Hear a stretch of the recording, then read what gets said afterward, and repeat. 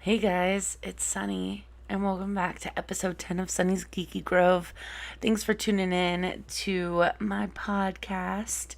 Today we are going to be talking about Avengers Endgame.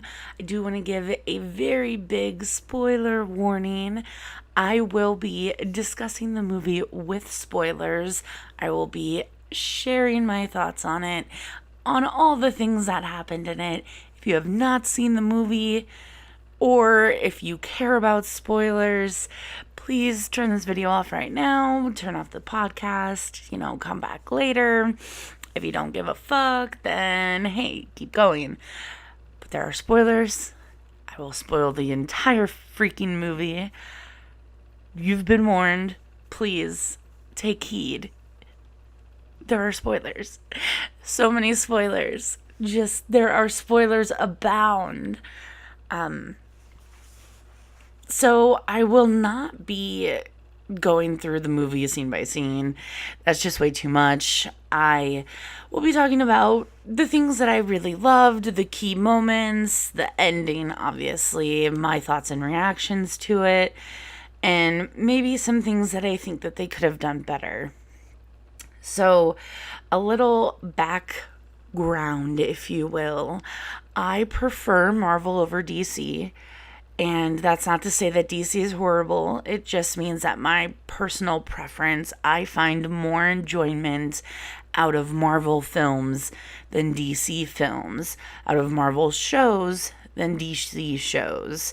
I have seen an episode of, I think, Arrow. It was not my thing. I've seen clips of The Flash and Supergirl and Legends of Tomorrow. They're just not my style. And Smallville was a TV show from back in the day that, I did not enjoy. Tom Welling, I guess, is supposedly a really good representation of Superman and Clark Kent, but just not really my thing. My favorite DC movies are the ones that people say are like the worst, like Batman Forever, Batman and Robin. I loved Arnold Schwarzenegger and all of his puns. Like, I loved it. And the only movie that I'm like, ooh, Uma Thurman was amazing, such a good movie, was when she was Poison Ivy. And I know that that's not like the general consensus, but that's me. I like those campy movies. I like my Batman campy, and I loved Jack Nicholson as the Joker. I think that he did phenomenal in that role, and I have not really enjoyed any. I know that this is gonna start a flame war, but I've not really enjoyed any Joker performance since. Anyway, so yeah, I feel like Marvel cares about the civilians in their films, that DC treats them as cannon fodder and just, oh, we're gonna have Bane destroy an entire stadium and there are thousands of people inside and they're all dead. Okay, next scene. Whereas in Marvel, it's, Scarlet Witch blew up an entire building and now she has PTSD and depression over it, and there are in-world repercussions for that, the Scoville Accords. So they make it a point that they care about the people that they say that they care about. They're trying to protect these people from otherworldly threats or extraordinary creatures, people, humans, and they actually have empathy and sympathy and regret and remorse over lives lost. And I think that that's a really good thing to show in these types of films. So let's just jump into it. Spoilers. If you are still here and you haven't seen it and you're mad about spoilers, this is your own damn fault if you get spoiled on this movie. We are almost 5 minutes in and I'm about to start spoiling Endgame. Like, go away right now. Go away. All right. So the cold open starts with Hawkeye's family getting dusted, and he's training his daughter to shoot. And, you know, his sons are there with his wife, and they're just having a picnic and having a good old day on the farm. And he goes to pick up, I think he picks up a bow, or he goes to remove the arrow from the tree, and he turns around and his daughter's gone. And you just see the little floofs of dust, and I'm like, oh no. Like, we assumed it would happen. But then he turns and his sons and his wife are gone, and you just see these faint little glints of dust. And it's like, oh my God. And then he's running and he's shouting for them, and there's no music, so you get the gravity of the entire situation, and it's just my chest, it felt like somebody was sitting on it. It was, I couldn't move, I couldn't talk, like I couldn't cry. Like, I felt the tears pricking at the back of my eyes, but I didn't cry. Not then. I did cry. But, and it was a really well done scene, especially with, like, the direction of the music not being there. And then just those little puffs of dust where it wasn't like we're seeing Peter Parker disintegrate into dust and like Bucky and all that from Infinity War. We see just the little bit of dust as it's blowing into the air. I thought that was a really great touch because we assume we know what's going to happen, but we don't see it to that full extent. And I think it was really creative and had much more impact seeing just basically what Hawkeye sees. So then we move on and we get a title card. And basically we have our Avengers, and it's post-snap, and they're still hunting for Thanos, and there's a big energy surge on this planet, and they go, and we find out that Thanos used the stones to destroy the stones, and that's what created the huge energy surge. And so they go, and, you know, Thor uses Stormbreaker and decapitates Thanos right away. I went for the head. And, you know, he's angry and he's sad, and wow, it was pretty powerful.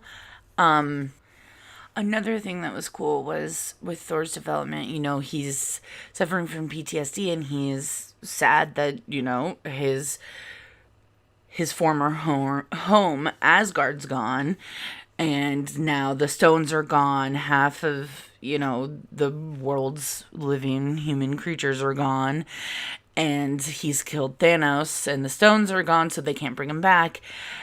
He and the Romanian Asgardians create a new Asgard, and they're this seafront property, if you will, and there's maybe 100 of them, roughly, I think. And he's depressed. He's let himself go. He has a beer belly. He's drinking nonstop. He has like dreads in his hair from the lack of self-care. And he's got a big beard. And he looks like he has not had enough strength to take care of himself, to put forth any effort into anything other than, you know, getting drunk and talking shit to little 12-year-olds on Fortnite, which is an amazing aspect. The levity that they added to the scene was fairly important, and, you know, they don't want to make it too depressing and all that. It does take away a little bit of, you know, from the PTSD and from what he is suffering from, but at the same time I can understand it because, you know, it's getting a laugh out of people, and it's treating it like it's okay to laugh, even though this is something that's really sad and bad. Not everything has to be 100% serious, and they don't treat They do kind of treat his PTSD as a joke, but they're not like, oh, why are you so fat all the time? Like, they don't ever say that. I don't think that they actually did it all throughout the movie, which was good. They didn't say, oh, you've let yourself go and how dare you, and pointing out all your flaws. They just accept that he's sad and this is how he's decided to work through his PTSD, work through all of that. And they don't really judge him or put him down for how he's done it. And they also don't have a training montage when he's back with the Avengers to get him in fighting shape. No, they let him fight how he is, with beard gut, the dirty hair, the long beard. And it was amazing. When he and Rocket go to Asgard to get the stone from Jane, when it's like Thor, the Dark World, basically,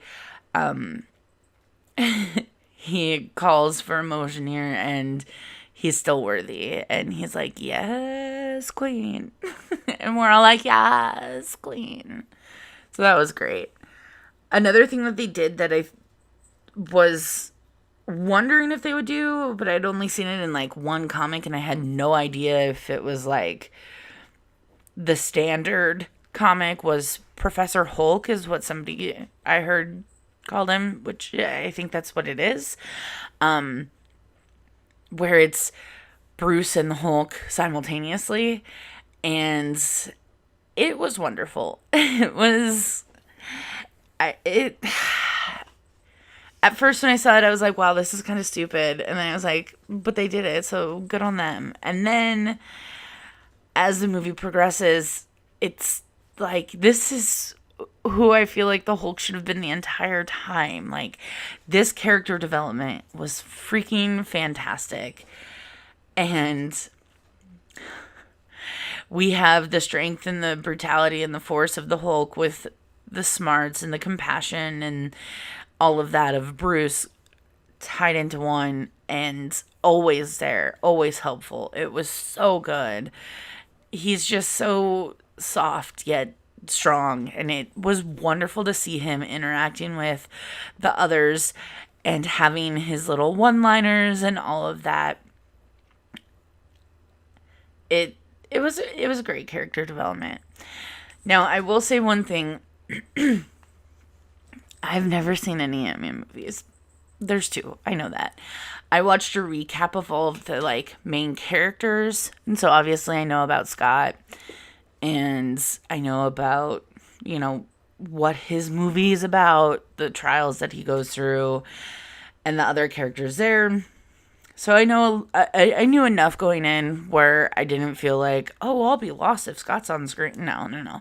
That's not, that wasn't a thing. That was never an issue. So, you know, he comes out of the quantum realm and he goes out and he sees this memorial and he's looking for his daughter's name, and like, you can feel the tension and you're like, yeah. All right, we're going to see that his daughter was dusted. And it's like, no, he is on there. She's not.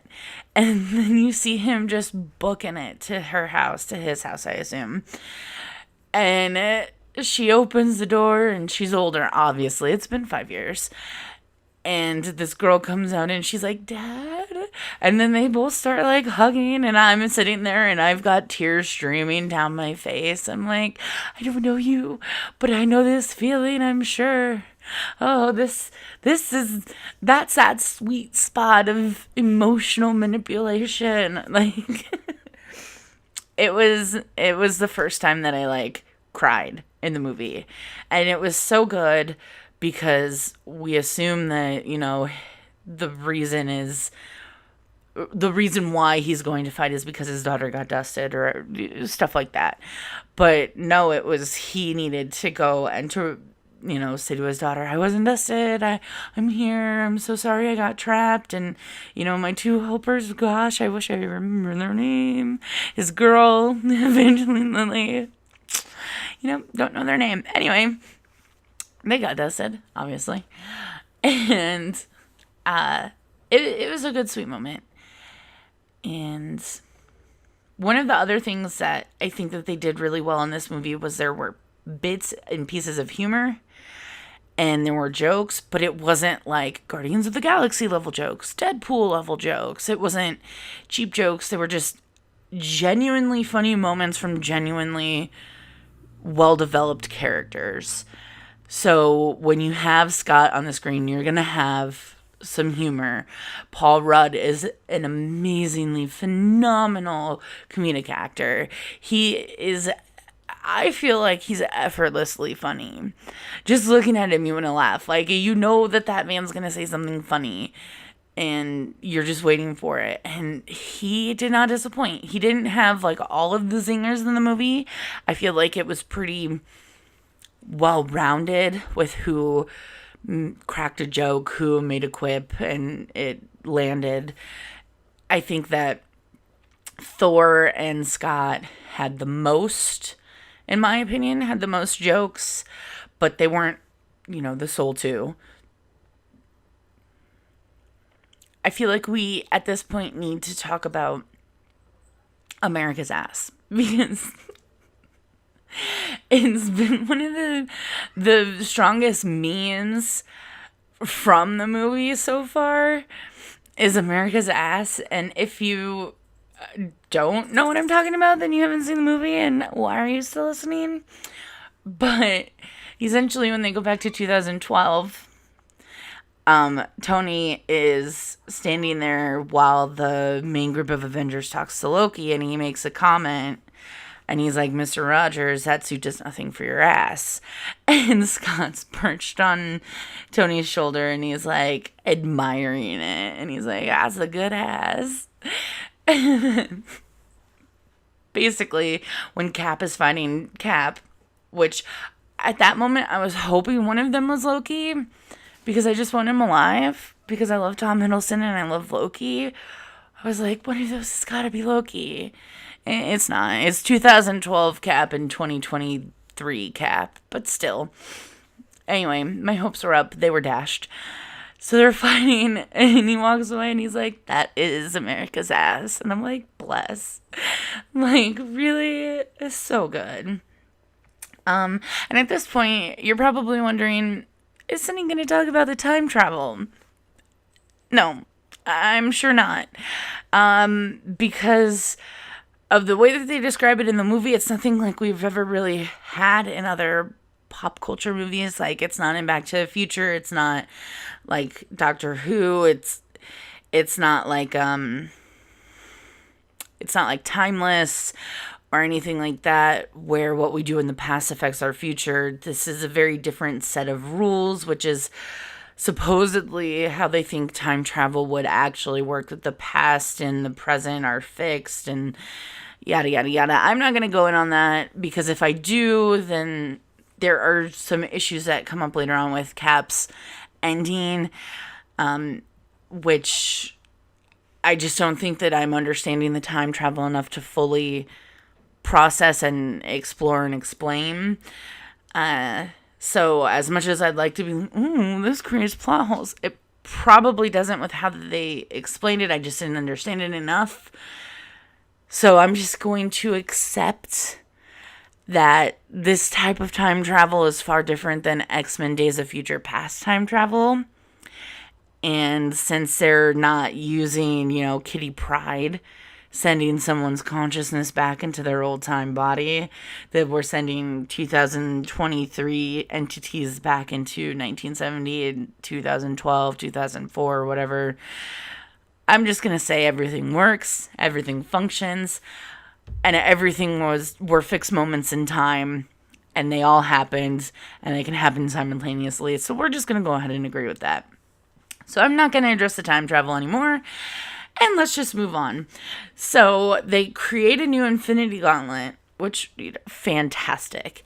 And they do the time travel business, and they get all the stones, and they reunite them, and they put them in this thing, and they say that Bruce is really the only one that can control it because of the gamma radiation. It's mostly gamma, and it'll hurt him, but he'll survive. So he puts it on, and then he's like, I'm gonna do it. So he snaps, and people are back. And Clint is getting a call from Laura, and Scott is outside and he sees some birds. And you're like, yes. Well, Thanos comes in and starts the big epic ending battle. It was the best way to kick that off. I think that it really did have a big impact on, who we're rooting for and rooting against. And I hated the little, like, treacherous Nebula plotline, but it made sense. Like, that Nebula would have done that. And I really love Nebula as a character, but she fucked shit up for us. Like, we obviously had to have it, but again, with the time travel stuff, it really did create this, like, thing where it's like, how did 2000, let's say 14 Thanos get to 2023? Like, how did that happen? It doesn't matter. So whatever. Not the point. The point was, we had a pretty freaking epic ending battle. And when basically Thanos is like, what I'm going to do, I'm going to enjoy. And he unleashes his, all of his minions, the flying boys, the ground boys, and then they're just, like, standing there, like, all of a sudden now it's it's a battle in Lord of the Rings. And then we see this one little golden circle open up, and then dozens of golden circles, and they get huge, and oh my gosh. It was so good. And we have all of these armies, the Wakandans, Asgardians, the Valkyries, and, all of the time people from Doctor Strange. Haven't seen it. And just all of these people there. And, it was such a sight to behold. It was truly monumentous.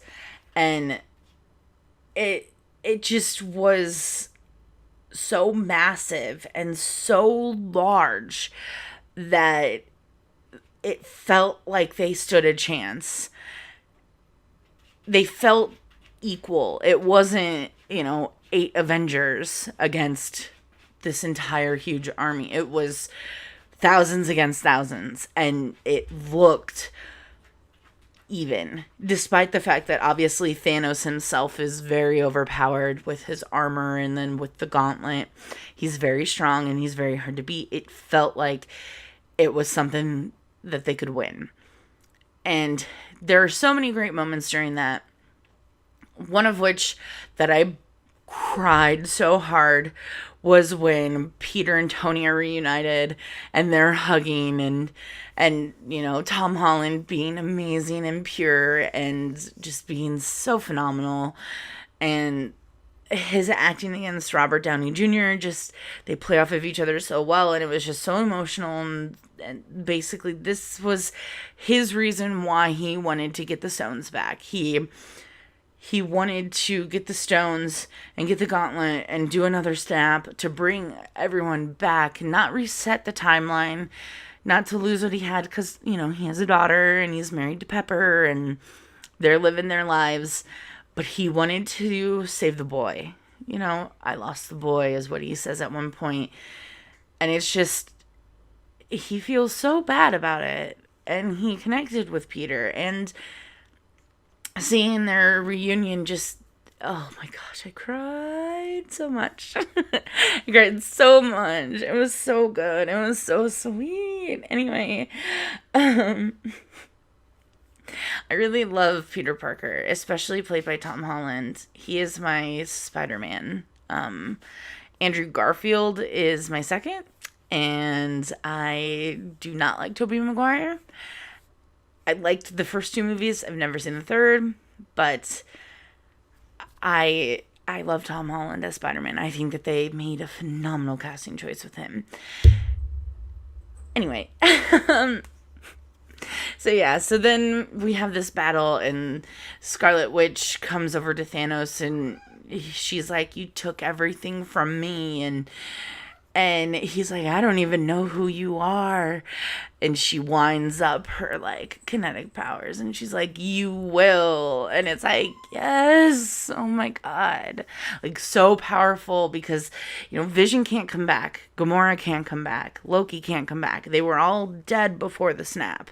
And Vision died in order to get the Soul Stone. Not the Soul Stone. I'm sorry. The other stone. The Mind Stone. Yes, I had to look that up. For that big jarring cut, I'm sure you heard. Jump. So, those three are dead. We now have a 2014 Gamora running around who doesn't know the Guardians, who will, but also won't. Time travel, man. It doesn't matter. And we also have 2023 Nebula currently with the Guardians that have come back from prior to the snap, and whatever. That's amazing too, because I love Nebula, and I really hope she's a main focus in the third Guardians, because she is better than a few others. Also, Thor ending the movie with the Guardians on their ship. That would be really cool if Thor was in Guardians of the Galaxy 3. I doubt they'll do that, but that would be really cool. And there was a moment when Captain Marvel, it's been like 25 minutes, and this is the first time I'm saying her name. Wow.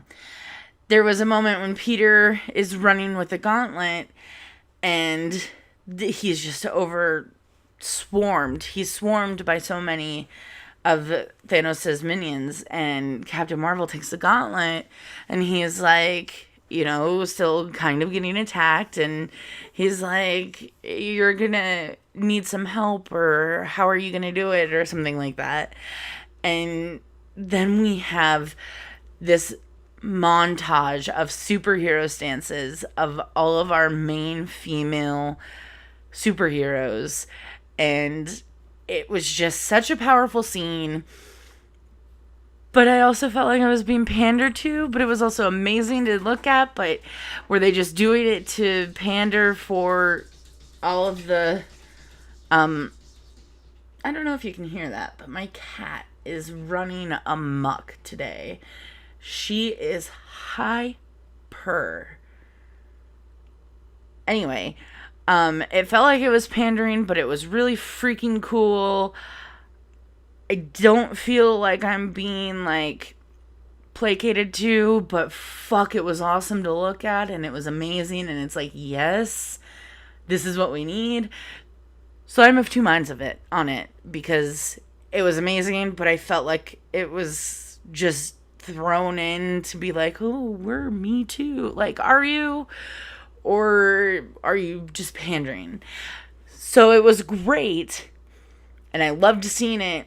And it was necessary and important, but was it only in there because of pressures? So, you know what I'm saying? Like, is it in there because they wanted it in there, because they felt like this was important, because they really, really, really wanted to show the emphasis of it? Or was it in there because they were like, oh man, we're going to get so much flack if we don't have, our female superheroes more at the forefront? And is this enough? Like, So anyway, I'm of two minds. It was so freaking great. Whatever. And then, obviously, we need to talk about the third snap.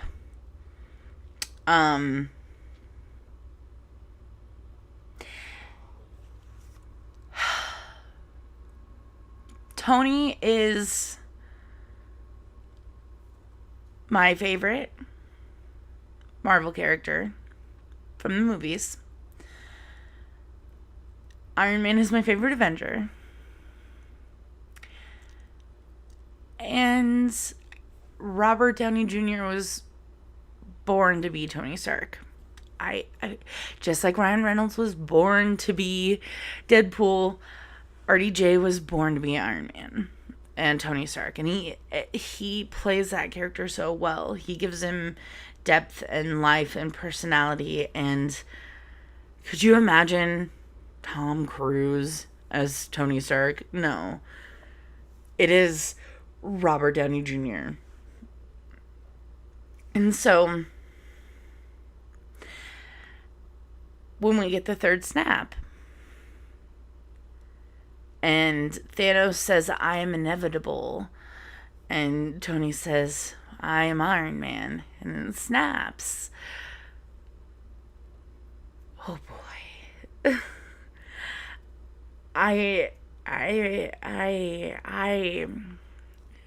could not contain myself.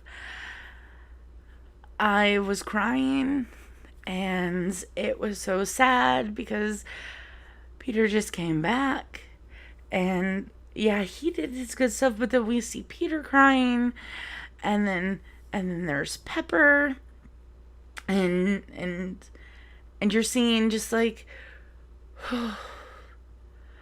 and he is just so blank faced because, you know, the radiation's killing him right now, and he did it. Like, he won the battle, but like, at what cost? He's gone. Couldn't somebody else have done it, please?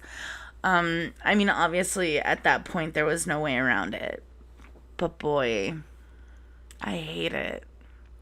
I love it and I hate it. Like, I get it. I get it. I don't like it. And then Pepper saying, you can rest now. Like, he brought back those that were snapped. He defeated Thanos, and his daughter's still alive. Like, that's all that he could have hoped for and wished for. I wish you were alive to enjoy it. But he did it. Our boy did it. Oh my God. I wish you didn't have to die. I get it. I don't like it. So I'm gonna move on because now I'm just getting sad. Let's move on to Cap. He got his happy ending. He got to live out with Peggy, if we believe, you know, what they were insinuating. A lot of people say that he just went back for just that dance and then he came back. No, I fully believe he went back after the 1940s Cap went on ice. He went back after returning all of the stones, and he and Peggy lived out their lives and got married and, you know, had kids or whatever. I don't know if he can have kids. I assume he probably can, even though his slower, aging is there. I feel like he still probably could. Which also kind of makes it gross if you think about it. Like, Sharon Carter was her great niece. So is she blood related? Probably not, but still, he made out with her. Not the point. Time travel. Not this guy. This guy. Anyway. So he got a happy ending, which is great because we knew that Chris Evans' contract wasn't renewed, that he was done with his films, and we were preparing to say goodbye to Cap. I'm really glad that they gave the mantle to Falcon. I think Anthony Mackie is a fantastic actor. I think that he and Sebastian Stan have that really great chemistry together where they feed off of each other. They're great at like panels and stuff. I've seen them do a joint panel at a Wizard World Comic-Con, and they are just hilarious together. So I think that giving it over to Falcon and having him become the next Captain America is fantastic, and I fully support this idea. I don't necessarily know what Phase 4 has in store for us, other than obviously the Black Panther movie, the Spider-Man movie, and then the Guardians of the Galaxy 3. Those are the three that I know for sure.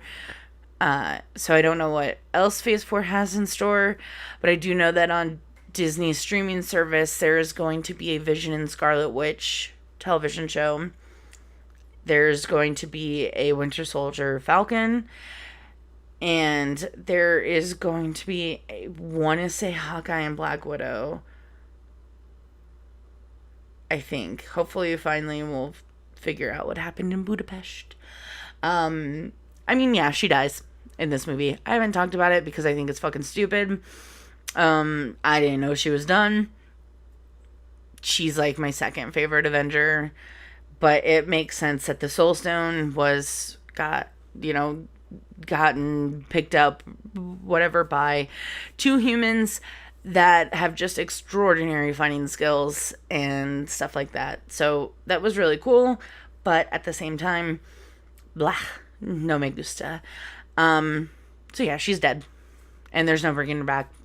Bruce tried, and when Steve put the Soul Stone back, he can't save Black Widow because then that wouldn't have happened, so he can't fix it.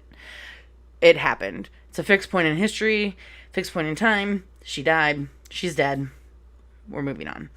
So for the Disney streaming service, that does come out in November, and that should be exciting. I think all 22 films of the Infinity Saga are going to be on there right away. I think that's why they're waiting till November, so that Endgame is one of the first few films, one of the newer films that they have on there. That I might be mistaken. I probably am. But I believe that they will have all 22 films on there. So that should be fun. I don't know the pricing structure of that, but basically it's going to have a lot of good shit on there.